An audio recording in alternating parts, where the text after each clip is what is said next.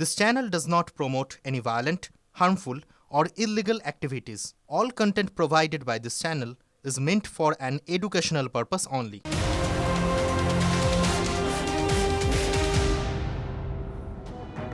নমস্কার, দেখছেন টিভি9 বাংলা। তন্নিষ্ঠার সঙ্গে রয়েছি আমি শুভজিৎ মিত্র। তন্নিষ্ঠা, ঘড়ির কাঁটা দুটো সমানে ফুল অ্যান্ড ফাইনাল। নজর রাখতে হচ্ছে এই মুহূর্তের বড় খবরের দিকে। অবশেষে কাটতে চলেছে এসআইআর এ প্রথম সাপ্লিমেন্টারি লিস্ট নিয়ে জটিলতা। অবশেষে কাটতে চলেছে এসআইআর এ প্রথম সাপ্লিমেন্টারি তালিকা নিয়ে জটিলতা। কমিশন সূত্রে দাবি, সোমবার বিকেলে প্রকাশিত হবে প্রথম সাপ্লিমেন্টারি তালিকা। শুক্রবার দ্বিতীয় তালিকা বেরোনোর সম্ভাবনা। শ্রাবন্তী আমাদের সঙ্গে লাইভে আছেন, আমাদের সহকর্মী শ্রাবন্তী। সোমবার কতজনের নাম বেরোতে পারে এখনো পর্যন্ত সূত্র কি বলছে?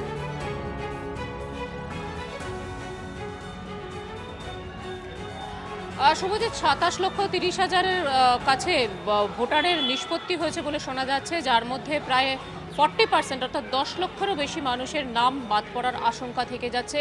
প্রথম সাপ্লিমেন্টারি তালিকা হিসেবে এই ভোটারদের নামই উঠে আসতে চলেছে, যাদেরকে নিষ্পত্তি, যাদের ইনক্লুশন অর্থাৎ এই অ্যাডজুডিকেশন থেকে যারা পাশ করেছেন তাদের ইনক্লুশন অর্থাৎ তালিকায় নাম উঠছে এরকমভাবে দেখানো হবে, এবং ডিলিটেড যারা ভোটারের হিসেবে কোনো অস্তিত্ব প্রমাণ করতে পারেননি তাদের ডিলিটেড হিসেবে নাম দেখানো হবে। প্রথম তালিকা আসছে আগামী সোমবার, এবং তারপর ফের ওই সপ্তাহেই আগামী শুক্রবার দ্বিতীয় সাপ্লিমেন্টারি তালিকা প্রকাশ হওয়ার কথা। কমিশনের বক্তব্য, তারপর প্রত্যেক শুক্রবার করে এই তালিকা বেরোতে থাকবে, অর্থাৎ তৃতীয় চতুর্থ প্রত্যেক শুক্রবার করে এই সাপ্লিমেন্টারি তালিকা বেরোবে। কমিশনের আশা এটাও যে 60 লক্ষ অ্যাডজুডিকেটেড কেস রয়েছে এই মুহূর্তে, সেই 60 লক্ষ কেসেরই নিষ্পত্তি হয়ে যাবে প্রথম নির্বাচনের মনোনয়ন জমার আগে পর্যন্ত, এবং সেই দ্রুত গতিতে কাজ চলছে। তবে নিঃসন্দেহে এই ডিলিটেড পরিমাণটা এত বেশি, এর পরে কোনো সমস্যা দেখা যায় কিনা বা কমিশন সমস্ত বিতর্ক এড়াতে পারে কিনা সেটা সোমবারে অনেকটা বেশি স্পষ্ট হতে পারে। নজর থাকবে আমাদের। আমরা আশা করব যদি সবাইকার, সব ভারতীয় যাতে ভোট অধিকার থাকে, ভারতীয়দের যেভাবে হ্যারাস করা হচ্ছে যাতে না করা হয়, যে অন্তত বিচারের এর বাণী যেন নীরবে নিভৃতে না থাকে, যাতে বিচার পায় সব ভারতীয়, যে আমি ভারতীয়, আমার কাছে ভোট অধিকার আছে, এটা আমার সংবিধান আমায় দিয়েছে, এইটাই যাতে থাকে। এক শ্রেণীর মানুষ, এক ধর্মের মানুষ, এক বর্মের মানুষ, তার নাম কেটে দেওয়া হবে, এটা সংবিধান অ্যালাউ করে না। তাই বিচার ব্যবস্থার কাছে আমার অনুরোধ, দেখে করবেন যাতে কোনো ভারতীয় নাম যাতে বাদ না যায়, আর কোনো ভারতীয় যেন হ্যারাস না হয়। আমি ভারতীয় এটা প্রমাণ করার জন্য হ্যারাসমেন্ট হতে হবে, আমি জন্মেছি এটাই তো আমি ভারতীয়। এটা নির্বাচন কমিশন এবং তার সাথে মহামান্য আদালতের বিষয়। যেহেতু ম্যাটার সাবজুডিস, প্রধান বিচারপতির দেখরেখে কলকাতা হাইকোর্টের জুডিশিয়াল অফিসাররা পুরো ব্যাপারটি দেখরেখ করছে। আমার মনে হয় না কোনো রাজনীতিবিদেরই এই বিষয়ে বেশি কিছু বলা উচিত হবে।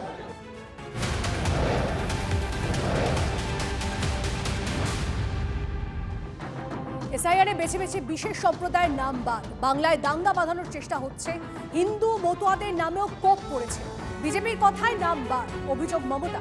নিষ্পত্তি হওয়া 22 লক্ষ নামের মধ্যে 10 লক্ষ বাদ পড়েছে বলে দাবি করেছেন মুখ্যমন্ত্রী।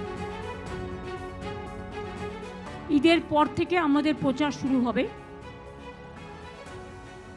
কারণ এসআইআরের যে লিস্ট আজকে বেরোনোর কথা ছিল সেটা আজও বেরোয়নি। এই করে করে দিনগুলো নষ্ট হচ্ছে। আমি যতদূর শুনেছি 22 লক্ষ 60 লক্ষের মধ্যে করা হয়েছে, তার মধ্যে 10 লক্ষ বাদ দেওয়া হয়েছে, এটা আমি শুনেছি, আপনারা ক্রস চেক করবেন। এবং বেশিরভাগ বাদ গেছে মুর্শিদাবাদ, মালদা এবং উত্তর দিনাজপুর থেকে। পার্টিকুলার একটা কমিউনিটিকে টার্গেট করে হিন্দুদেরও অনেকের নাম বাদ, রাজবংশীদের নামও বাদ, মতুয়াদেরও অনেকের নাম বাদ। এরা হচ্ছে বকধার্মিক, ধর্মের নামে বাতুলতা করে।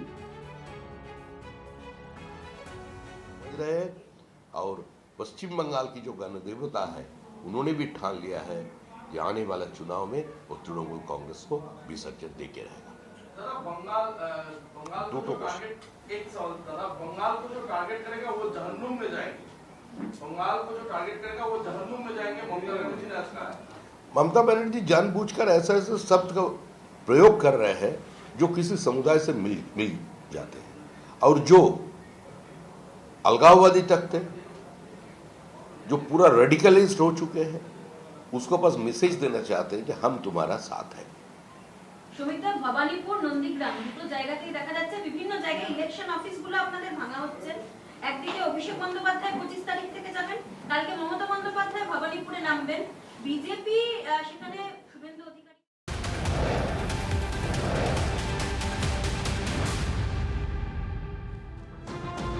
আরও একটা খবর জানা অত্যন্ত জরুরি। রাজ্যে এসআইআর এর কাজে ট্রাইব্যুনাল গঠন করল কলকাতা হাইকোর্ট। সুপ্রিম কোর্টের নির্দেশে রাজ্যের 23 জেলার জন্য 19টি ট্রাইব্যুনাল গঠন করা হয়েছে। ট্রাইব্যুনালের নেতৃত্বে অবসরপ্রাপ্ত 19 জন বিচারপতি। বিজ্ঞপ্তি দিয়ে জানিয়েছে নির্বাচন কমিশন। ট্রাইব্যুনালে রয়েছেন কলকাতা হাইকোর্টের অবসরপ্রাপ্ত প্রধান বিচারপতি PS শিবাগনানাম, বিশ্বজিৎ বসু সহ 19 জন। সাপ্লিমেন্টারি লিস্টের নাম বাদ গেলে আপিল করা যাবে এই ট্রাইব্যুনালে। সাপ্লিমেন্টারি লিস্ট প্রকাশের পর অনলাইন এবং অফলাইনে আবেদন জানানো যাবে। কমিশনের ওয়েবসাইটে গিয়ে অনলাইনে আবেদন করতে পারবেন। জেলা শাসক, অতিরিক্ত জেলা শাসক এবং মহকুমা শাসকের কাছে অফলাইনেও আবেদন করা যাবে। সব আপিল নিষ্পত্তি হয়ে গেলে এই ট্রাইব্যুনাল আর থাকবে না।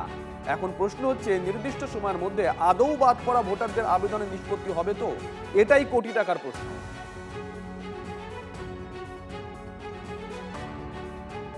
কান খুলে শুনে রাখুন, মৃত, ডবল ট্রিপল এন্ট্রি, ফেক এবং অভারতীয় বাংলাদেশি মুসলিম তার নাম থাকবে না। যেখানে খুশি যেতে পারেন, নাম থাকবে না। পরিষ্কারভাবে কানে শুনে রাখুন। আপনি যদি ভারতীয় হন, আপনার যদি পেপারসের প্রবলেম থাকে, আপনি যদি মনে করেন যে জুডিশিয়াল অফিসাররাও আপনার সঙ্গে ইনজাস্টিস করে দিয়েছে, আপনি ট্রাইব্যুনালে আপিল করবেন। Tribunal will take final call, no problem. Red ডোরের মঞ্চ থেকে এসআইআর ইস্যুতে প্রধানমন্ত্রীকে নিশানা মুখ্যমন্ত্রী। দুবাইয়ে গিয়ে গলা মেলান আর দেশে ফিরে নাম বাদ দিতে বলেন, মন্তব্য করেছেন মমতা বন্দ্যোপাধ্যায়। জোর করে রাজ্য সরকারকে কন্ট্রোল করতে চাইছেন বললেন মুখ্যমন্ত্রী।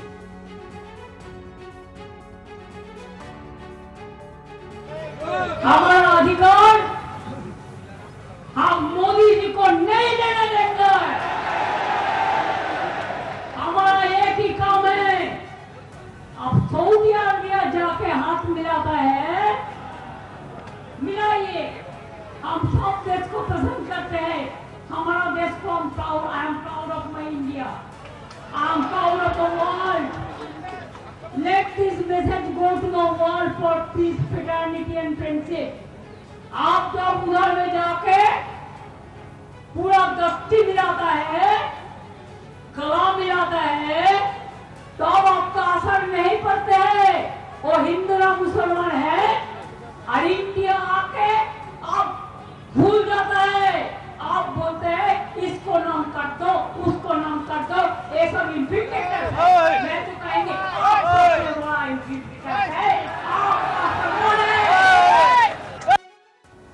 যে প্রধানমন্ত্রী ভারতবর্ষের বাইরের বিভিন্ন দেশের সঙ্গে নতুন করে সম্পর্ক গড়ে তুলেছেন, তিনি একটা স্থির জলের মধ্যে তরঙ্গ আনতে সমর্থ হয়েছেন। আজকে সেই আরব দেশ সম্পর্কে বলা হচ্ছে আরবি গিয়ে গলা মেলাচ্ছেন আর এখানে এসে বিরোধিতা করছেন। তাহলে ভারতীয় মুসলমানরা কি আরবের দিকে তাকিয়ে ভারতবর্ষে বসবাস করছেন? আমাদের এই প্রশ্ন সমস্ত সংখ্যালঘু ভাই বোনেদের কাছে। এসআইআর নিয়ে কেন্দ্রকে নিশানা অভিষেকের। নাম কেটে দেশ থেকে বের করার চক্রান্ত চলছে বলে অভিযোগ তৃণমূলের সর্বভারতীয় সাধারণ সম্পাদকের। রেড রোডের মঞ্চ থেকে সম্প্রীতির বার্তা অভিষেকের। और जो लोग सोचता है नाम काट के बेघर करके इस देश से धक्का मार के निकालेंगे, भाई को भाई के साथ लड़ाएंगे, गर्दन भी कटेगा तो झुकेगा नहीं। नाम काटना तो दूर का बात है। राहत जोड़ी साहब ने कहा था, मैं उसी का पंक्ति में कहना चाहता हूँ, किराएदार है जाति मकान थोड़ी है। किराएदार है, कोई भी सरकार को चुन के आता है, वो देश चलाने के लिए किराएदार होता है, वो मालिक नहीं होता है। প্রথম কথা, বারংবার করে এই বিভ্রান্তিকর প্রচার এসআইআর কে বন্ধ করবার লক্ষ্যে উনি এবং ওনার দল চালিয়েছেন। নির্বাচন কমিশনের লোক তো একমাত্র সিও সাহেব, বিএলও থেকে ইআরও, এআরও, ডিও সবই রাজ্যের সরকারের আমলা, আধিকারিক এবং কর্মচারীরা। তৃণমূলের পে প্যাকেটে থাকা এই ধরনের আমলা, আধিকারিক এবং ওনাদের যে কর্মচারী সংগঠন, তাদের একটা অংশ, আমি ইরেসপেক্টিভ অফ রিলিজিয়ন, তারা এই নাম কাটার ক্ষেত্রে তারা একটা বিশেষ ভূমিকা নিয়েছে। অভিষেক বাবুর এটা জেনে রাখা দরকার যে পশ্চিমবঙ্গের মানুষ এতটা বুদ্ধিহীন নন যে তারা এটা বুঝতে পারছেন না।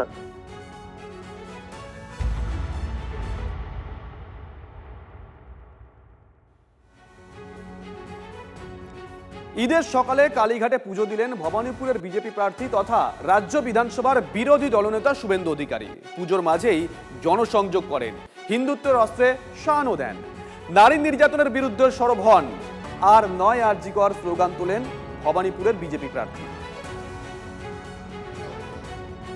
সুমন আমাদের সঙ্গে রয়েছেন, আমাদের সহকর্মী সুমন। ছবি তো আমরা দেখছি, যারা পলিটিশিয়ান তারা বিশেষ করে ভোটের সময় প্রত্যেকটা দিন, প্রত্যেকটা ক্ষণ, প্রত্যেকটা জায়গা, প্রত্যেকটা শব্দ একেবারে মেপে মেপে খরচ করেন। আজকে শুভেন্দু অধিকারী যেটা করলেন, নেপথ্যে কি রাজনীতি, কি কৌশল, ওয়াকিবহল মহল কি বলছে?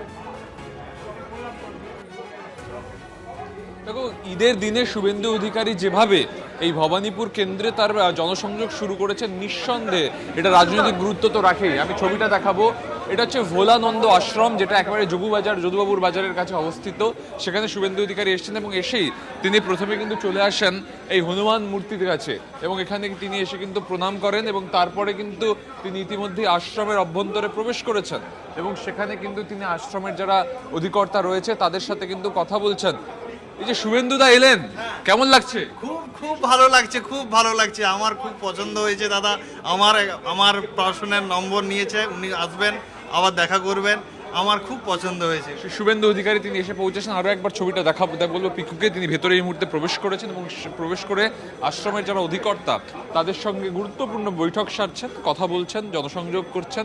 তার সাথে সাথে যেভাবে ভবানীপুর জুড়ে আজকে সারাদিন দাপিয়ে বেড়ালেন বিরোধী দলনেতা বিদায়ী, নিঃসন্দেহে বলা চলে ভবানীপুরে যে ডুয়েল আমরা দেখতে চলছি, যে ডুয়েল দেখছি, সেটা ক্রমশ আরও ইন্টারেস্টিং হচ্ছে। ধন্যবাদ। অনাচার, ব্যভিচার, অত্যাচার, হিন্দুদের উপর আক্রমণ, আদিবাসীদের উপর আক্রমণ, সব বন্ধ হোক, সব ভালো হোক, নারীরা ভালো থাকুক।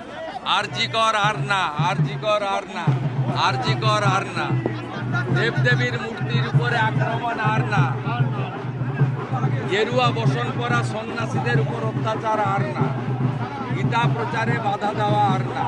মা সবাইকে ভালো রাখুক, বাঙালি হিন্দুর হোমল্যান্ড পশ্চিমবঙ্গের ভালো হোক, মা আমাকে যেন সেই শক্তি দেন, মা এটা দিয়েছেন আমাকে। একই রেড রোড যেখানে আজ পবিত্র ঈদের নামাজ হচ্ছে, আবার দুর্গাপুজোর কার্নিভালও হবে। ফলে আমরা এই সংস্কৃতিতে বাংলা বিশ্বাসী। এখানে বাংলা বিরোধী বিজেপির বিভেদ আর ঘৃণার রাজনীতি বাংলা প্রত্যাখ্যান করবে, বিজেপিকে মুছে ফেলবে। তৃণমূল কংগ্রেস মাননীয় মুখ্যমন্ত্রী মমতা বন্দ্যোপাধ্যায়ের নেতৃত্বে 250-র বেশি সিট নিয়ে ফিরবে। এবারে নির্বাচনে হটস্পট ভবানীপুর, আপনাদেরকে ছবি দেখাচ্ছি আমরা, ছবিগুলো দেখুন। 3টে ছবি শুভেন্দু অধিকারীর, একটি ছবি ভবানীপুরে, 3টি ভবানীপুরে, একটি কালীঘাট মন্দির, একটি নকুলেশ্বর মন্দির আর একটা নবগ্রহ মন্দির। অর্থাৎ শুভেন্দু অধিকারী আজকে সকাল থেকে বেরিয়েছেন ভবানীপুর চত্বরে, বিভিন্ন মন্দির এবং আশ্রমে তিনি যাচ্ছেন, জনসংযোগ করছেন। বলাই বাহুল্য, হিন্দুত্বের অস্ত্রে শানও দিচ্ছেন। ছবিটা দেখুন।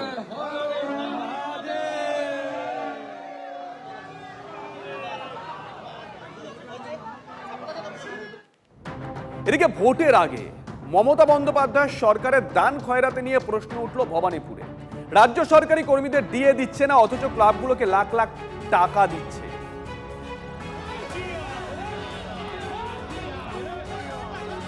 ওনার স্টাফ স্টেট গভর্নমেন্টের স্টাফ বিয়ে এরিয়া পাচ্ছে না, আর ক্লাবকে টাকা দিয়ে যাচ্ছেন উনি। কি হলে কি হবে? আমার যারা সহকর্মী যারা রক্ষা করে ওরা দিয়ে পাবে না, মায়না পাবে না।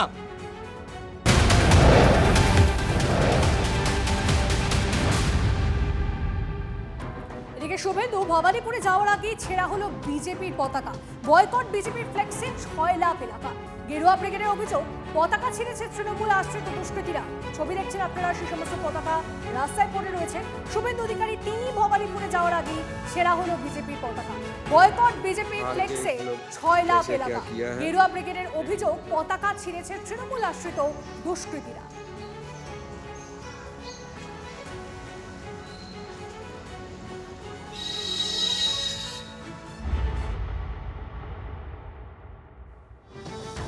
এদিকে ভোট প্রচার, সেই ভোট প্রচারে নামার আগে নিজের কেন্দ্রেই নজর মমতা। আগামীকাল ভবানীপুরে কর্মী সভা তৃণমূল সুপ্রিমো। চেতলার অহিন্দ্র মঞ্চে কর্মী সভা করবেন তৃণমূল প্রার্থী মমতা বন্দ্যোপাধ্যায়। সৌরভ আমাদের প্রতিনিধি আমাদের সঙ্গে রয়েছেন সরাসরি। সৌরভ, মমতা বন্দ্যোপাধ্যায় তিনি ভোট প্রচারে নামতে চলেছেন। আমরা শুনছিলাম, তুমি বলছিলে যে উত্তরবঙ্গ থেকে শুরু হতে চলেছে তার এই প্রচার, যদিও এখনো দলীয়ভাবে সামনে কিছু আসেনি, তবে সূত্র মারফত তেমনটা জানা যাচ্ছে। তার আগে এই যে কর্মী সভা কতটা তাৎপর্যপূর্ণ, ঠিক কোন বার্তা দিতে চলেছেন তিনি? তন্নিষ্ঠা, নিঃসন্দেহে ভবানীপুর কেন্দ্রের কর্মী সভা আগামীকাল সন্ধ্যে 7টার সময় অহিন্দ্র মঞ্চ চেতলার সেই 82 নম্বর ওয়ার্ডের অহিন্দ্র মঞ্চে কিন্তু সেই অনুষ্ঠিত হতে চলেছে। নিঃসন্দেহে ভবানীপুর নিয়ে মমতা বন্দ্যোপাধ্যায় এর মধ্যেই 2-3টি বৈঠক করেছেন কালীঘাটে। এরপর ভোট ঘোষণার পরে যখন তিনি ফুল ফ্লেজেড একেবারে প্রচারে নেমে পড়ছেন, তার আগে নিজের কেন্দ্র ভবানীপুরে কর্মী সভা করবেন তিনি, যেখানে কালকে ভবানীপুর বিধানসভার অন্তর্গত সব কাউন্সিলররা থাকবেন, BLA 2 এবং অন্যান্য সংগঠক যারা ভোট করবেন তারা প্রত্যেকেই থাকবেন। তোমার দ্বিতীয় প্রশ্নের উত্তরে বলি যে মমতা বন্দ্যোপাধ্যায় তার পরদিনই অর্থাৎ সোমবার তিনি চলে যাচ্ছেন উত্তরবঙ্গে। মঙ্গলবার 3টি সভা রয়েছে তার, যতটুকু জানা যাচ্ছে মাটিগাড়া নকশালবাড়ি, ময়নাগুড়ি টাউন ক্লাব মাঠ এবং আলিপুরদুয়ার প্যারেড গ্রাউন্ড, এই 3 জায়গাতে সভা করবেন তিনি। আর ওই দিনই মমতা বন্দ্যোপাধ্যায় যখন উত্তরবঙ্গে রয়েছেন, সৌরভ এই মুহূর্তে তুমি আমাদের সঙ্গে থাকো। ওদের কাজ ওরা করবে। ভারতীয় জনতা পার্টি মমতা ব্যানার্জিকে হারাতে চায়, ভবানীপুরের মানুষকে পরিত্রাণ দিতে চায়, এখানে ভয় ভীতি মুক্ত করতে চায়। সেই জন্য রাজ্যের বিরোধী দলনেতাকে এখানে পাঠিয়েছেন। মোদিজির সৈনিক হিসাবে আমি এখানে এসেছি, বিজেপির প্রার্থী হিসেবে। এই রাজ্যে কুশাসন, অপশাসন, অত্যাচার, তোষণ, দুর্নীতি সবকিছুর যিনি কর্ণধার, মাননীয় মুখ্যমন্ত্রী মমতা বন্দ্যোপাধ্যায়কে পরাস্ত করার জন্য। কথা বলবো আমাদের প্রতিনিধি সৌরভ আমাদের সঙ্গে রয়েছেন। সৌরভ, তুমি যে কথা বলছিলে যে মমতা বন্দ্যোপাধ্যায় তিনি ভোটের প্রচার শুরু করতে চলেছেন, উত্তর থেকেই প্রচার শুরু করতে চলেছেন, একই সঙ্গে শোনা যাচ্ছে সেই দিন থেকে দক্ষিণবঙ্গেও অভিষেক বন্দ্যোপাধ্যায় তিনি প্রচার শুরু করতে চলেছেন, কি জানা যাচ্ছে এই বিষয়ে? একেবারে তন্নিষ্ঠা, উত্তরবঙ্গ থেকে মমতা বন্দ্যোপাধ্যায় 24 তারিখ যেদিন উত্তরবঙ্গে তিনি সব প্রচার শুরু করছেন, ওই দিনই দক্ষিণবঙ্গের দক্ষিণ 24 পরগনার পাথর প্রতিমা থেকে কিন্তু প্রচার অভিযান শুরু করবেন অভিষেক বন্দ্যোপাধ্যায়। অর্থাৎ উত্তরে মমতা, দক্ষিণে অভিষেক। তার সঙ্গেই কিন্তু পরের দিন নন্দীগ্রামে কর্মী সভা করবেন অভিষেক বন্দ্যোপাধ্যায়। অর্থাৎ অভিষেক বন্দ্যোপাধ্যায়ের নজরে একেবারে প্রচারের শুরুতেই কিন্তু নজরে নন্দীগ্রাম। একদিকে যেমন ভোট যুদ্ধে মমতা বন্দ্যোপাধ্যায়কে চাপে রাখবার কৌশল নিয়েছে বিজেপি শুভেন্দু অধিকারীকে প্রার্থী করে ভবানীপুর কেন্দ্রে, ঠিক সেভাবেই শুভেন্দু অধিকারীর ওপর পাল্টা চাপ বজায় রাখতে চায় রাজ্যের শাসক দল এবং অভিষেক বন্দ্যোপাধ্যায়, যিনি শুভেন্দু অধিকারীকে নন্দীগ্রামের মাটিতে হারাবার সংকল্প নিয়েছেন, বারে বারে জনসভা থেকে ঘোষণা করেছেন। তার প্রচারের শুরুতেই কিন্তু নজরে নন্দীগ্রাম এবং কর্মী সভা করবেন তিনি। তন্নিষ্ঠা, ধন্যবাদ সৌরভ। শঙ্কর ঘোষ তিনি এই উত্তরবঙ্গের প্রচার মমতা বন্দ্যোপাধ্যায় তা নিয়ে কি বলছেন শোনা। এবার আমি ব্যক্তিগতভাবে মনে করি মুখ্যমন্ত্রী হিসাবে এটাই ওনার শেষ সফর এই 2026-এর আগে। এরপরে উনি আর মুখ্যমন্ত্রী থাকবেন না। ফলে মুখ্যমন্ত্রী থেকে প্রাক্তন মুখ্যমন্ত্রী হওয়ার জন্য যে আসনটি বেছেছেন সেটা রাজ্যে সর্বাধিক মার্জিনে ভারতীয় জনতা পার্টির জেতা সিট।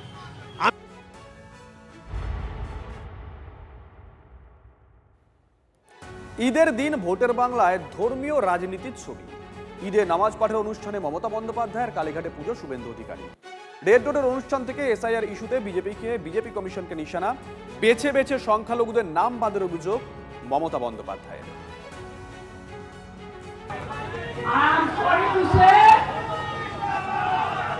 थोड़ा थोड़ा गद्दार भी है जो बीजेपी के पास रुपया लेके वोट बढ़ने का खेल में खेल रहा है। मैं उसको कहेंगे मुद्दा लाख बुरा चाहे तो क्या होता है, वही होता है जो मंदिर में खोदा होता है। बंगाल अच्छा से रहे और जो बंगाल को टारगेट करे वो क्या नाम में जाए।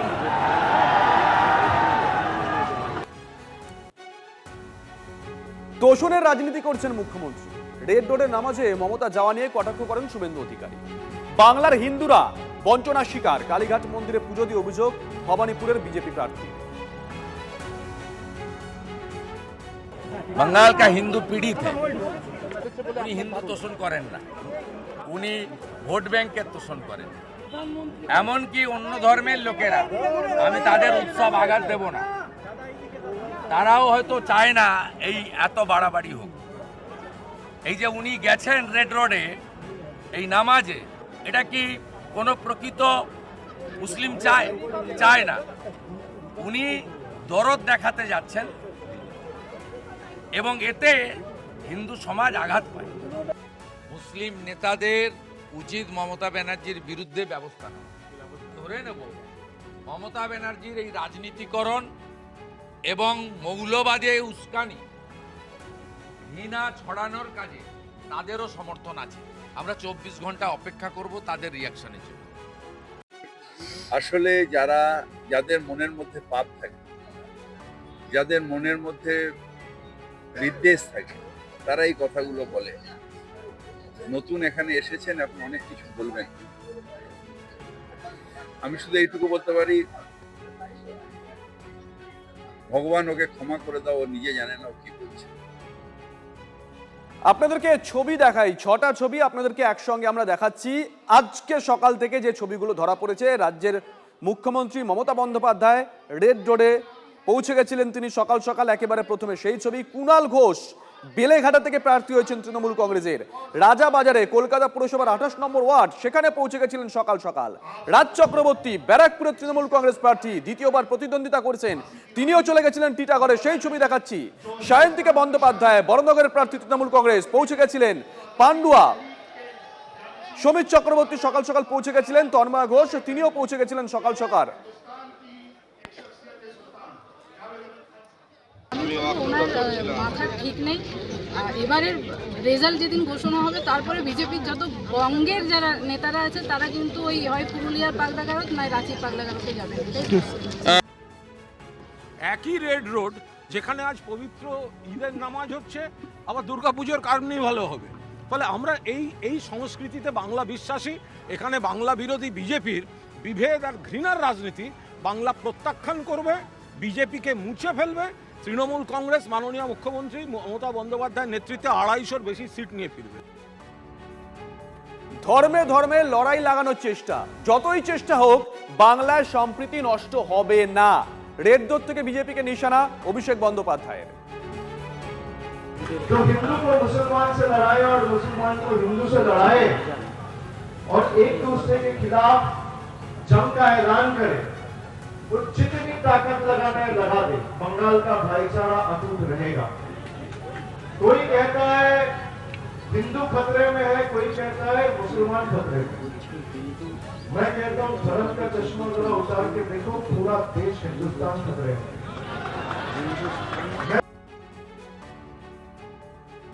সকাল থেকে যে ছবিগুলো ধরা পড়েছে আপনাদের সামনে আরেকবার তুলে ধরবো। রাজ্যের শাসক দলের নেতারা তারা বিভিন্ন জায়গায় পৌঁছে গেছিলেন আজকে সকাল থেকেই। আপনাদেরকে দেখাচ্ছি রেড রোডে মমতা বন্দ্যোপাধ্যায়, রাজাবাজারে কুণাল ঘোষ, রাজ চক্রবর্তী টিটাগড়ে, সায়ন্তিকা বন্দ্যোপাধ্যায় বড়নগর, পান্ডুয়ায় সেখানে সমীর চক্রবর্তী আর তন্ময় ঘোষ শ্রীরামপুর, প্রত্যেকেই পৌঁছে গেছিলেন আজকে জনসংযোগ করতে। কেউ ঈদগাহে পৌঁছে গেছিলেন, মমতা বন্দ্যোপাধ্যায় রাজ্যের মুখ্যমন্ত্রী রেড রোডে পৌঁছে গেছিলেন। কুণাল ঘোষ রাজাবাজারে পৌঁছে গেছিলেন। অন্যদিকে শুভেন্দু অধিকারী তিনিও আজকে সকাল থেকে ময়দানে নেমে এসেছেন। তিনিও ভবানীপুরে বিভিন্ন জায়গায় যান, বিভিন্ন মন্দিরে পুজো দেন।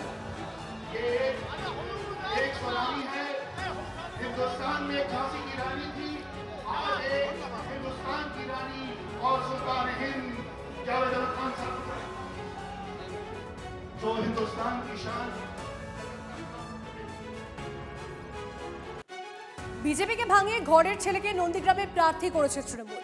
পবিত্রকরের যোগদানের 3 দিনের মধ্যে নন্দীগ্রামের শাসকের ঘর ভাঙল বিজেপি। বিজেপি প্রার্থী শুভেন্দু অধিকারীর হাত ধরে বিজেপিতে যোগ দিলেন হরিপুর পঞ্চায়েতের প্রাক্তন প্রধান, বয়াল পঞ্চায়েতের প্রাক্তন উপপ্রধান সহ একাধিক তৃণমূল নেতাকর্মীরা। মিষ্টিমুখ করিয়ে দলে স্বাগত জানালেন শুভেন্দু অধিকারী। এই মুহূর্তে ছবি দেখছেন আপনারা। বয়াল 1 নম্বর অঞ্চলের প্রায় 250 জন বিজেপি পরিবার বিজেপিতে যোগ দেয়। বিজেপিকে ভাঙিয়ে ঘরের ছেলেকে নন্দীগ্রামে প্রার্থী করেছে তৃণমূল। পবিত্রকরের যোগদানের 3 দিনের মধ্যেই নন্দীগ্রামের শাসকের ঘর ভাঙল বিজেপি। ছবি দেখছেন আপনারা। বিজেপি প্রার্থী শুভেন্দু অধিকারীর হাত ধরে বিজেপিতে যোগ দিলেন হরিপুর পঞ্চায়েতের প্রাক্তন প্রধান, বয়াল পঞ্চায়েতের প্রাক্তন উপপ্রধান সহ একাধিক তৃণমূল নেতা কর্মীরা। বলিষ্ঠ নেত্রী, তিনি প্রাক্তন প্রধান হলেও গোটা জেলা জুড়ে, গোটা বিধানসভা জুড়ে তাকে নিয়ে আমরা সভা সমিতি করতে পারবো। সুবক্তা ঝুমা মান্নাকে আমরা দলে যুক্ত করছি। এর সঙ্গে আজকে 2 জন রাষ্ট্রবাদী সংখ্যালঘু নেতা, যারাও বয়াল এলাকার বা নন্দীগ্রাম 2 এলাকার, শুধু এখানে নয় তাদের হলদিয়াতেও পরিচিতি আছে, শেখ সঞ্জয় রহমান এবং আলী আহমেদ লাল্টু, এবং তার সাথে সাথে আমাদের বয়াল 2 এর উপপ্রধান চন্দ্রকান্ত মণ্ডল, তাকেও দলে একে বলা যায় ঘরোয়া, মানে ঘরে ফেরা। আমাদের দেবগিরি কনভেনার আছেন, আমাদের জেলা কমিটির সদস্য এবং ব্লকের কো কনভেনার অঞ্জন ভারতী আছেন, জেলার সাধারণ সম্পাদক মেঘনাথ পাল আছেন।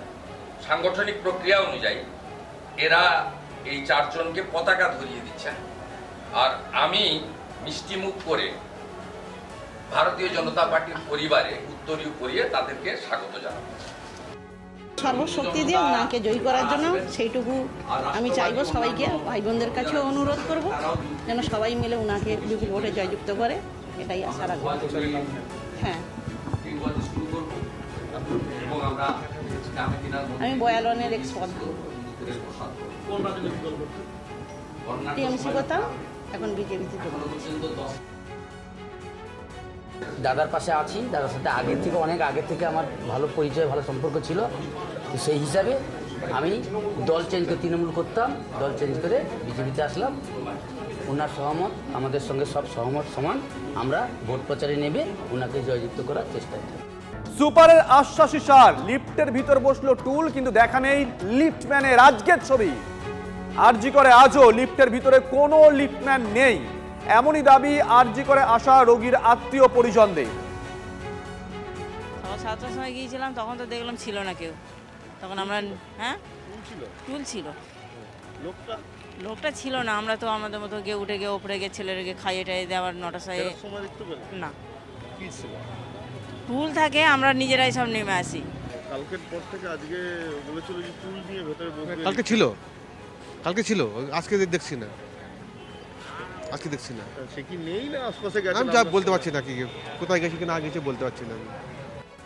24 ঘন্টার মধ্যে আশ্বাস মিলেছিল লিফটের মধ্যে থাকবে টুল, আর টুলের ওপর থাকবেন একজন লিফটম্যান। কিন্তু 24 ঘন্টা পরে টুল থাকলো, দেখা গেল না লিফটম্যানের। সেরকমই বলছেন রোগীর আত্মীয় পরিজনরা। ক্যামেরায় সূর্যেন্দু সংশোধন, TV9 বাংলা। আর এবার আপনাদেরকে শোনাবো গতকাল, মানে ইনসিডেন্টের পর আরজিকর হাসপাতালের সুপার সপ্তর্ষি চট্টোপাধ্যায় ঠিক কি বলেছিলেন। দেয়ার ইজ সাম নেগলিজেন্স, এটা তো মানতেই হবে আমাকে। তার মানে অ্যাক্সিডেন্টাল ডেথ তো যদি আমরা আরও বেশি আগে থেকে যদি কন্টিনিউয়াসলি লিফটে যদি লিফটম্যান থাকতো, মৃত্যু কখনোই হতো না। তো সেইভাবে ধরতে গেলে যে আপনি যদি বলেন যে এটাকে প্রশাসনিক ব্যর্থতা, আমি নিশ্চয়ই মেনে নিচ্ছি দেয়ার ওয়াজ আ ফল্ট, বাট এই ফল্টটা যেন পুনরায় রিপিট যাতে না হয়। 32টা লিফট আরজি করে আছে, প্রত্যেক লিফটের ভিতরে লিফটম্যান না থাকলে এই লিফটার কাউকে আমরা অ্যালাউ করছি না। আমাদের কাছে এই অভিযোগপত্র কোনোদিন আসেনি যে লিফটম্যান থাকে না, যেটা আমরা আজকে জেনেছি, এবং এটা তো একটা কাঙ্ক্ষিত ব্যাপার যে সব জায়গায় লিফটম্যান থাকতে হবে। তাই জন্য ইট ইজ, আমি আবার বলছি, it's an SOP and it will be followed from today only, যে যতগুলো লিফট আরজি করে আছে প্রত্যেক লিফটের বাইরে নয়, এবার থেকে ভিতরে একটা স্টুল নিয়ে যেরকম আমরা বিভিন্ন জায়গায় দেখি লিফটম্যান বসে থাকবে, তাহলে যে যান্ত্রিক ত্রুটি হয় এরকম ঘটনা যাতে পুনরাবৃত্তি না হয় তাই জন্য এবার থেকে সমস্ত লিফটে আরজি করে will be always manned by a liftman inside. Sushobhan আমাদের সঙ্গে লাইভে রয়েছেন, আমাদের সহকর্মী সুশোভন। গতকাল আরজিকর হাসপাতালের সুপার সপ্তর্ষি বাবু তিনি বলেছিলেন যে এটা একটা এসওপি, প্রত্যেকটা লিফটের মধ্যে লিফটম্যান থাকতে হবে, কিন্তু আজকে সকালে ছবি বলছে ওই লিফটের মধ্যে টুল রয়েছে, লিফটম্যান নেই। যারা রোগীর আত্মীয় পরিজন তারা দাবি করেছেন, শুনিয়েছি। ঘড়ির কাঁটা এখন এই মুহূর্তে 2:30, এই মুহূর্তে ছবিটা কি? দেখো, এই হলো ট্রমা কেয়ার। এই ট্রমা কেয়ারে একেবারে ওপরের তলায় যদি কেউ যেতে চায়, অর্থাৎ 5 তলা বা 6 তলায়, সেক্ষেত্রে কিন্তু 3টে লিফট। 2 নম্বর লিফট ঘটনার জন্য সেটা পুরোপুরি বন্ধ, সেটা এখন পিও হয়ে গেছে, অর্থাৎ 2টো লিফট রয়েছে। কিন্তু এই 2টো লিফট বা এই হাসপাতালে সব মিলিয়ে 32টা লিফট রয়েছে। সুপারের তরফ থেকে বলা হয়েছিল যে 32টা লিফটে প্রত্যেকটা লিফটের মধ্যে একজন করে টুল নিয়ে বসে থাকবে। তার কারণ কি, যা অনেকেই লিফট ব্যবহার করতে পারেন না বা জানেন না, সেক্ষেত্রে সুইচ দিলেই সেই ব্যক্তিকে বলতে হবে কোন ফ্লোরে যাবেন, তিনি সুইচ দেবেন, পৌঁছে যাবেন। কিন্তু যারা ট্রমাকারে আসছেন, তাদের রোগী যারা আত্মীয় পরিজনরা বলছেন তারা সেই লিফটের মধ্যে যাচ্ছেন, টুল দেখতে পাচ্ছেন, কিন্তু দুর্ভাগ্যের বিষয় দেখতে পাচ্ছে না সেই ব্যক্তিটাকে, যে লিফটম্যান। অর্থাৎ এই জায়গায় দাঁড়িয়ে সুপার যে কথা বলল আর আজকের যে ছবি, এর মধ্যে পার্থক্য। অর্থাৎ আদতে সেই 32টা লিফট যদি হয়, 8 ঘন্টা করে যদি শিফট হয়, তাহলে 24 ঘন্টা। বুঝতে পারছো কতজন? 32 গুণ 3, এতজন লিফটম্যানের দরকার হবে। তাহলে কি লিফটম্যান নেই? এই প্রশ্ন উঠছে। দেখো, অবশ্যই লিফটম্যান তাহলে কত সংখ্যক লাগবে এবং এই সংখ্যা বাড়ানোর জন্য কাকে বলতে হবে, একেবারে এগুলো কর্তৃপক্ষের বিষয়। এবং সেক্ষেত্রে তুমি জানো যে কোনো সরকারি জায়গায় সেটা পিডব্লিউডির আওতায় থাকে, পিডব্লিউডিকে জানাতে হয়, তারপর লোক সেখান থেকে এজেন্সিকে বলতে হয়, এজেন্সি দেয়। অর্থাৎ সুপারের কথা অনুযায়ী যে প্রতি মুহূর্তে একজন লিফটম্যান থাকবে, সেই লিফটম্যান কিন্তু নেই। এবং এই লিফটম্যান কেন নেই, যার কাছে এই মুহূর্তে ডক্টর সুবর্ণ গোস্বামী আমাদের সঙ্গে রয়েছেন টেলিফোন লাইনে। ডক্টর গোস্বামী, শুভজিৎ রয়েছি। ডক্টর গোস্বামী, গতকাল আমরা দেখলাম আরজিকর হাসপাতালের সুপার সপ্তর্ষি চট্টোপাধ্যায় ক্যামেরার সামনে এসে তিনি বললেন যে এটা এসওপির মধ্যে পড়ে যে প্রত্যেকটা লিফটে লিফটম্যান থাকতে হবে, এই ঘটনার পুনরাবৃত্তি হবে না। আজকে সকাল 7টার সময় রোগীর পরিজন বলছেন আমরা যাচ্ছি লিফটে, সেই লিফটে দেখতে পাচ্ছি টুল আছে, লিফটম্যান নেই। 2:30টার সময় আমাদের সহকর্মী সুশোভন ওখানে রয়েছে, এখনো রোগীর পরিজনরা বলছেন যে এখনো ওই 32টা লিফট, কোথাও কোনো লিফটম্যান নেই। ডক্টর গোস্বামী, দেখুন, সর্বত্রই কম লোক দিয়ে বেশি কাজ করবার একটা প্রবণতা এই মুহূর্তে সরকারের রয়েছে। শুধু আরজিকর নয়, পশ্চিমবাংলার সমস্ত স্বাস্থ্য ব্যবস্থায় আমরা দেখছি কম চিকিৎসক দিয়ে বেশি কাজ করানো, কম নার্স দিয়ে বেশি কাজ, এবং হচ্ছে যে কন্ট্রাকচুয়াল অল্প কিছু স্বাস্থ্যকর্মী নিয়ে, আউটসোর্স কর্মী দিয়ে সমস্ত কাজটা করিয়ে নেবার যে প্রবণতা, এটা একটা নীতিগত বিষয়। এটা শুধুমাত্র আরজিকরের এমএসভিপি এই বিষয় নয়, এটা পশ্চিমবঙ্গ সরকারের স্বাস্থ্য দপ্তরের এবং অন্যান্য দপ্তরেও একই জিনিস দেখবেন যে ক্রমশ পার্মানেন্ট পোস্টগুলোতে লোক কমছে, আর কন্ট্রাকচুয়াল লোক যেখানে 4 জন লাগে সেখানে একজনকে দিয়ে কোনো রকম ভাবে ঠ্যাকটা দিয়ে কাজকর্ম চালানো, এতে করে সাধারণ মানুষের নিরাপত্তা বিঘ্নিত, সাধারণ মানুষের জীবন বিপন্ন, এবং হচ্ছে যে সামগ্রিকভাবে সরকারি স্বাস্থ্য ব্যবস্থাকে ক্রমশ তুলে দেওয়া, সংকুচিত করে দেওয়া, হাতে একটা করে কার্ড ধরে দিয়ে আসলে কর্পোরেট হাসপাতালে লাইন দিতে বাধ্য করা, এই নীতির মধ্যে দিয়ে চলছে। সুতরাং এই নীতির বদল দরকার। ধন্যবাদ। আমরা কথা বললাম ডক্টর সুবর্ণ গোস্বামীর সঙ্গে।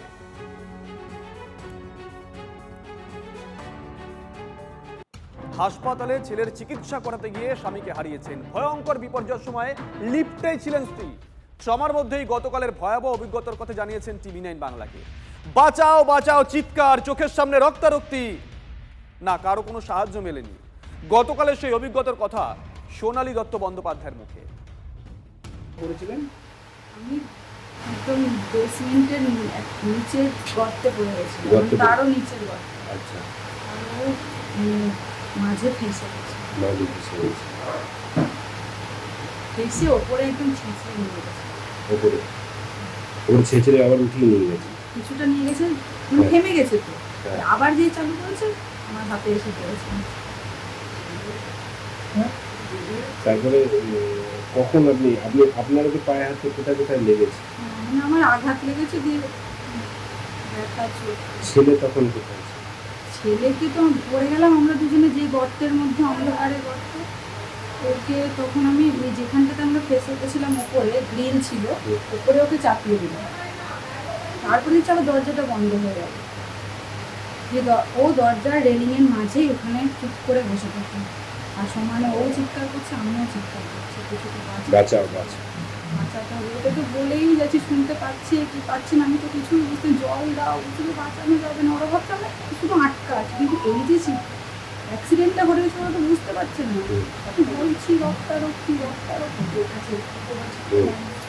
আচ্ছা, কতক্ষণ আটকে ছিল? 1.5 ঘন্টা। কোন ঘড়ির সময় কত? আচ্ছা, এটা একটু ঘুরিয়ে এলাম, বাথরুম যাই ঘুরিয়ে ওই যেটা মোটা যায় মোবাইল সাথে এক্স্যাক্ট মনে করছে না।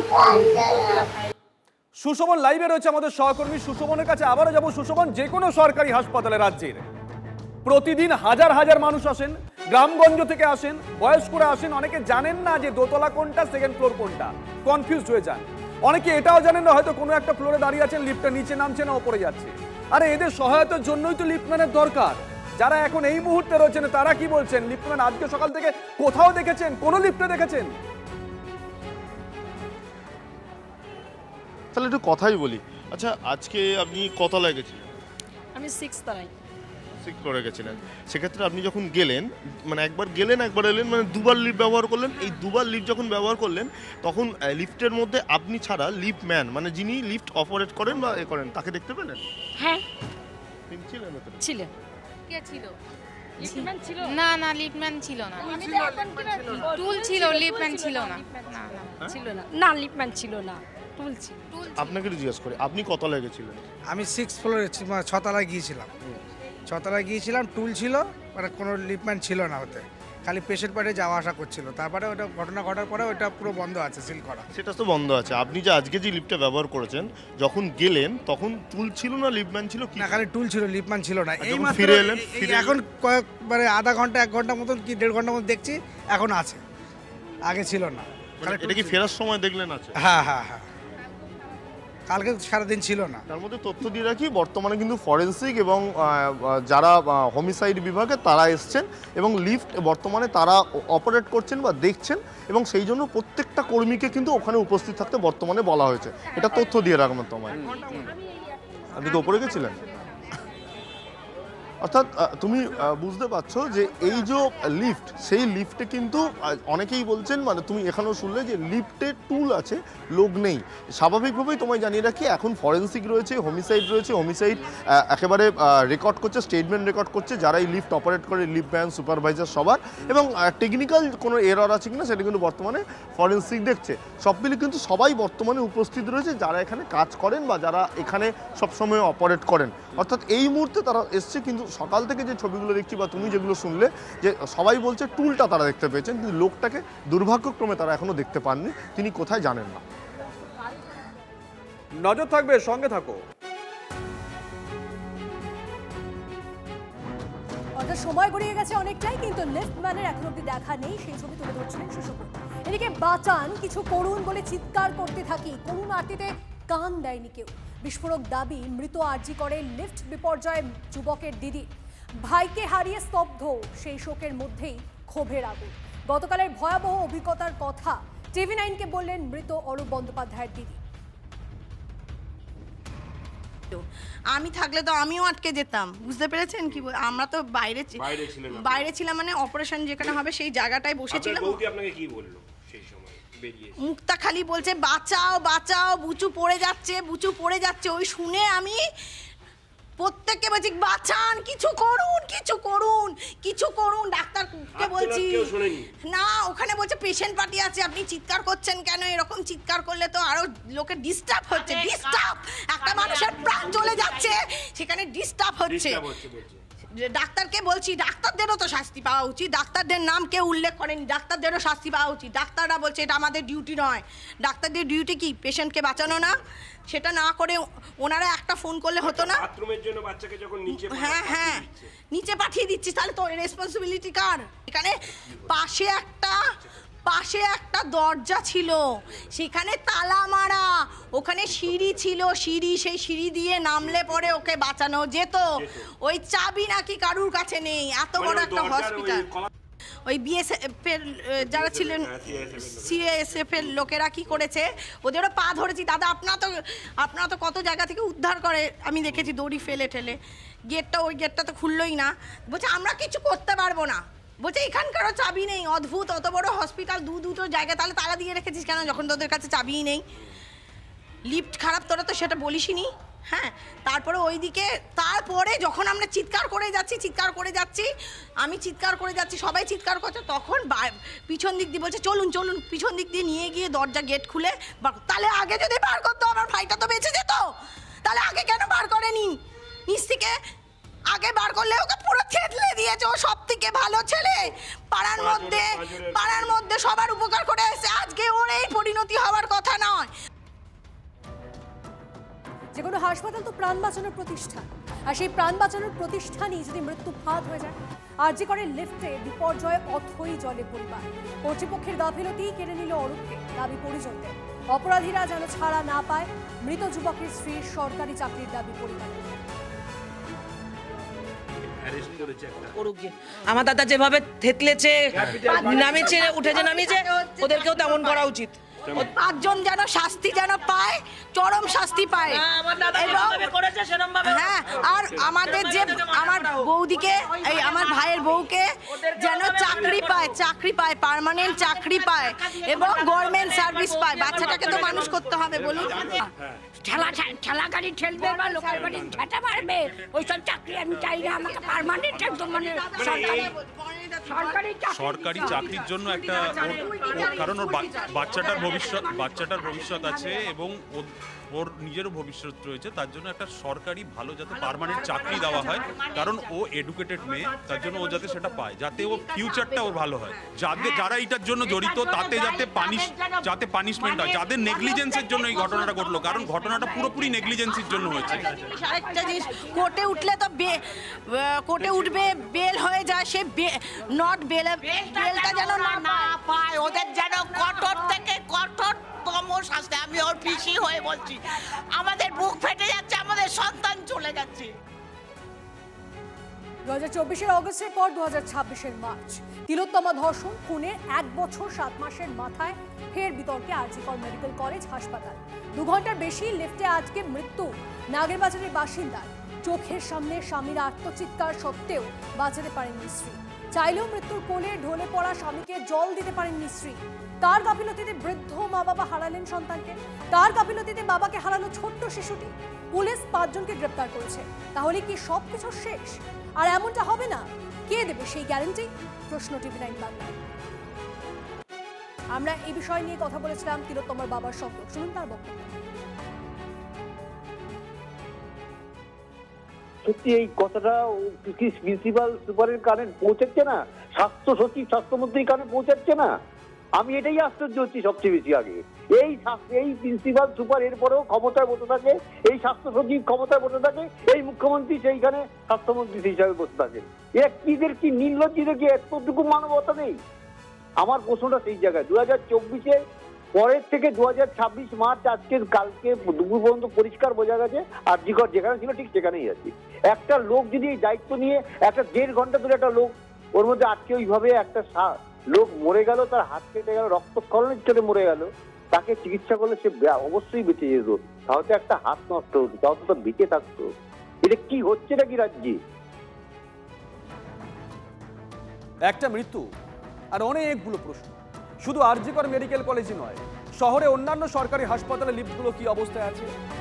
আরজি করে লিফট বিপর্যয়ের পর এই প্রশ্নটাই অনেকে তুলছেন। বিভিন্ন হাসপাতালে গিয়ে তারই তথ্য তালাশ করেছিলাম আমরা TV9 বাংলা। কোথাও দেখলাম লিফটম্যান নেই, থাকে না, কোথাও আবার রক্ষণাবেক্ষণের অভাব। মেডিকেল কলেজ থেকে NRS রোগীর পরিজনদের অভিজ্ঞতার কথা শুনেছি আমরা TV9 বাংলা।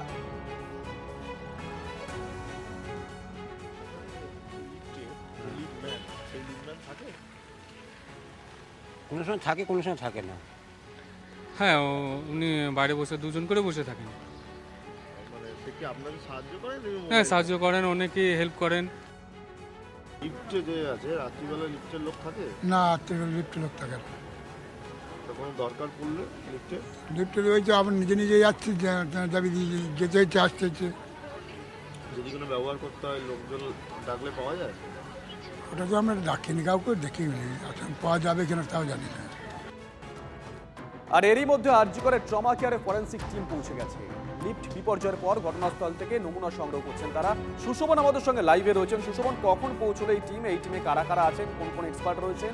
পাশাপাশি এটাও জানতে চাইবো, যে কোনো তদন্তের ক্ষেত্রে ডিজিটাল এভিডেন্স বা টেকনিক্যাল এভিডেন্স অত্যন্ত গুরুত্বপূর্ণ। এই ক্ষেত্রে কোন কোন এভিডেন্স কালেক্ট করা হচ্ছে?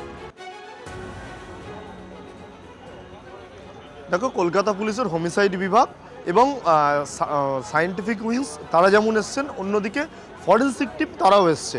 দুজন দুভাগে কাজ করছে।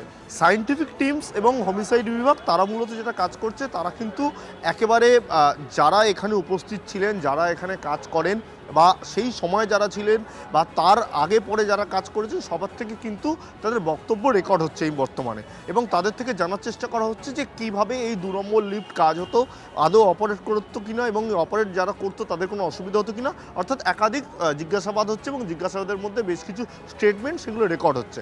আর সায়েন্টিফিক যারা রয়েছেন তারা কিন্তু টেকনিক্যাল প্রবলেম যেটা বা টেকনিক্যাল এরর যেটা দেখছেন, কিভাবে যে লিফট 2 নম্বর লিফট যেটা এখন প্লেস অফ অকারেন্স, সেখানে যে ব্যক্তি ছিলেন সেই ব্যক্তির একেবারে হাতের আঁচড় বা বেশ কিছু নমুনা পাওয়া যাবে, এবং তার সঙ্গে লিফট যেহেতু একটি টেকনিক্যাল জিনিস, সেটা ইলেকট্রনিক, সেখানে কীভাবে চলেছে, কোথায় কোথায় সেটা ব্রেক করেছে এবং সেখানে কোন কোন বাটন প্রেস হয়েছিল, অর্থাৎ এই যে টেকনিক্যাল যে ফাংশনগুলো সেগুলো কী হয়েছিল সেগুলো ইতিমধ্যে যারা ফরেন্সিকের লোক তারা দেখছেন।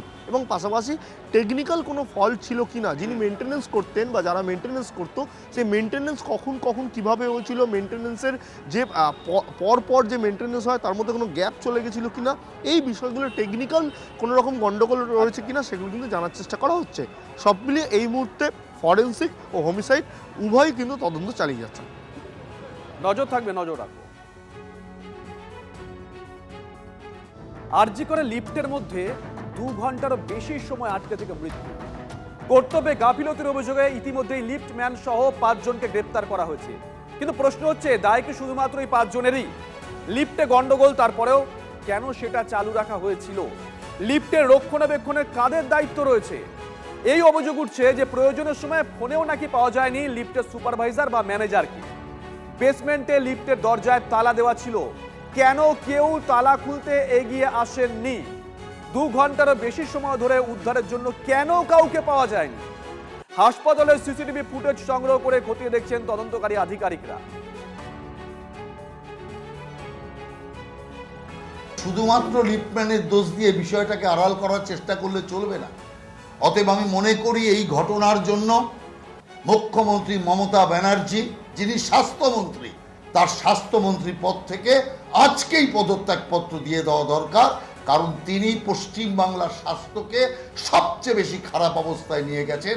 একদিন বাংলার স্বাস্থ্য ব্যবস্থা ছিল 1 নম্বর, আর আজকে বাংলার স্বাস্থ্য ব্যবস্থা বলে কিছু নেই। সেই কারণে আমি মনে করি এর জন্য পুরোপুরি এই স্বাস্থ্যমন্ত্রী মমতা ব্যানার্জি দায়ী এবং অবিলম্বে তার পদত্যাগ করা। অত্যন্ত অনভিপ্রেত ঘটনা, দুর্ভাগ্যজনক ঘটনা। এটা কোনো অবস্থাতেই বাঞ্ছনীয় নয়। এটা রাজ্য সরকার সমস্ত পরিকাঠামোর ব্যবস্থা করে দিয়েছে। এবার স্থানীয় যে প্রশাসনগুলি রয়েছে, যাদের দেখভাল করার কথা, কেউ চুক্তিভিত্তিক হতে পারে, কেউ ভিত্তিক হতে পারে, তো কোথায় গাফিলতিটা হয়েছে বা কোনো যান্ত্রিক ত্রুটিতে কি হয়েছে, তো এরা তাদের দায়িত্ব নিতে হবে। সেটা তো অতীন ঘোষ পরিষ্কার করে বলেছেন। আচ্ছা, আমি শুধু বলছি, আমরা কাউকে জাস্টিফাই করছি না। খারাপ ঘটনা দায়িত্ব নিতে হবে, কিন্তু শুভেন্দু বড় বড় কথা বলছে। আরে ওড়িশার আইসিসিউতে আগুন লেগে 10 জন পুড়ে মারা গেল। ফলে খারাপ ঘটনা, খারাপ ঘটনা।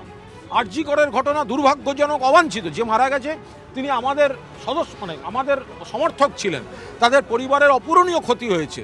নিশ্চিতভাবে সরকার গোটা বিষয়টা দেখছে, কিন্তু এই নিয়ে রাজনীতির কোনো অবকাশ নেই।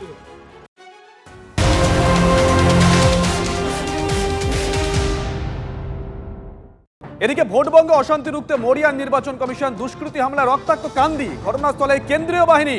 ডিটেল নেব কৌশিকের কাছ থেকে। কৌশিক, দেখো যে আজ সকালে যে ঘটনাটি ঘটেছে, ঈদের সকালে নামাজ পড়ার পর বাড়িতে যখন বসেছিল সেই সময় কিন্তু একদল দুষ্কৃতী এসে হামলা চালায়, আগ্নেয়াস্ত্র এবং ধারালো শাবল অন্যান্য অস্ত্র নিয়ে এসে হামলা চালায় এবং সেই সময় প্রথমে আগ্নেয়াস্ত্র কেড়ে নেওয়ার চেষ্টা করলে রক্তাক্ত হয় সেই এলাকা এবং একই পরিবারের 6 জন আহত জখম হয়েছে এবং তাদেরকে চিকিৎসার জন্য নিয়ে যাওয়া হয়েছে এবং যারা দুষ্কৃতী তাদের কাছ থেকে কেড়ে নেওয়া আগ্নেয়াস্ত্রটি কিন্তু পুলিশের হাতে তুলে দেওয়া হয়েছে। তবে সকাল সকাল যে জমি মাফিয়া বা জমি দুষ্কৃতী যেভাবে হামলা চালায়, ভাইপোর হয়ে কথা বলার কারণেই কিন্তু এই পরিবারের উপর হামলা চালায় সকালেই দুষ্কৃতীরা এবং এই ঘটনায় কিন্তু এলাকায় উত্তেজনা এবং আতঙ্ক ছড়ায়। তবে যে 6 জন জখম হয়েছে তাদের মধ্যে একজন আশঙ্কাজনক অবস্থায় মুর্শিদাবাদ মেডিকেল কলেজ হাসপাতালে চিকিৎসাধীন রয়েছে এবং এর পাশাপাশি এই ঘটনায় এখনো পর্যন্ত 2 জনকে আটক করা হয়েছে যেটা পুলিশ সূত্রে জানা গেছে এবং এছাড়াও একটি আগ্নেয়াস্ত্র উদ্ধারের মতো ঘটনা ঘটেছে। পুলিশ এই বিষয়ে পুরো তদন্ত খতিয়ে দেখছে এবং এলাকায় যাতে আর কোনো রকম অশান্তি না ঘটে সেই কারণে কেন্দ্রীয় বাহিনী মোতায়েন করা হয়েছে।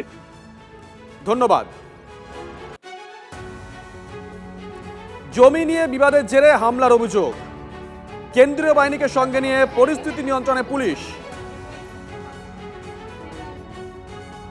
জান শেখ আর ওর বেটার নাম নেফাজ, আজান নেফাজ আর ওর আর আনা আনা এরাই আর দুজনেরা বাড়ি ঢুকেছে, ঢুকে ওইখানটাতে দাঁড়িয়ে বলছে আমাকে যদি জায়গা না দেয় ওইখানটা তাহলে আমি এই সবাইকে গুলি করে মারবো বলে ফটাম করে এইখান থেকে বাহির করলে করে ও এবার বুকে লাগাতে আসছে, না দিলে মারবো। আর আমার ছেলে পেলে সব দাঁড়িয়ে আমরা কেউই কারণ জানি না, হঠাৎ করে সে হামলা শুরু করে দিয়েছে কি জন্য। আপনি কি হয়েছেন?